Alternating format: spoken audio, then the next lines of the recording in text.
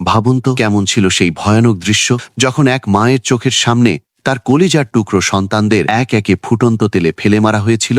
এই নির্মম ঘটনার সূত্রপাত হয় ফেরাউনের রাজপ্রাসাদে। মাসিতা নামে একজন ইমানদার নারী সেখানে দাসী হিসেবে কাজ করতেন এবং ফেরাউনের কন্যার চুল আঁচড়ে দিতেন।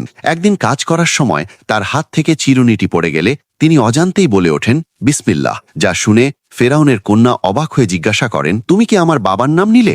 মাসিতা তখন এক মুহূর্ত দেরি না করে নির্ভীক চিত্তে উত্তর দেন, না, আমি সেই আল্লাহর নাম নিয়েছি যিনি আমার, তোমার এবং তোমার বাবারও একমাত্র রব। এই সত্য শুনে ফেরাউন চরম ক্ষিপ্ত হয়ে মাসিতাকে তার ধর্ম ত্যাগ করতে বলে, কিন্তু তিনি নিজের ইমানে পাহাড়ের মতো অটল থাকেন। তখন তাকে শাস্তি দিতে ফেরাউন এক বিশাল তামার পাত্রে তেল ফুটিয়ে তার চোখের সামনে এক একে তার সন্তানদের সেই ফুটন্ত তেলের আগুনে নিক্ষেপ করা শুরু করে। নিজের কলিজার টুকরোদের তিলে তিলে শেষ হয়ে যেতে দেখেও মাসিতা বিচলিত হননি। একদম শেষে যখন তার সবচেয়ে ছোট দুগ্ধপোষ্য শিশুটিকে কেড়ে নেওয়া হয়, তখন মায়ের মমতা কিছুটা বাধা হয়ে দাঁড়িয়েছিল। কিন্তু ঠিক সেই মুহূর্তে আল্লাহর কুদরতে সেই অবুঝ শিশুটি কথা বলে ওঠে এবং মাকে ধৈর্য ধরার সাহস দিয়ে বলে, ওগো মা, আপনি ধৈর্য ধরুন, নিশ্চয়ই আপনি সত্যের ওপর আছেন। এরপর সেই শিশুসহ মাসিতা নিজেও হাসি মুখে সেই ফুটন্ত তেলে ঝাঁপ দিয়ে শাহাদাত বরণ করেন।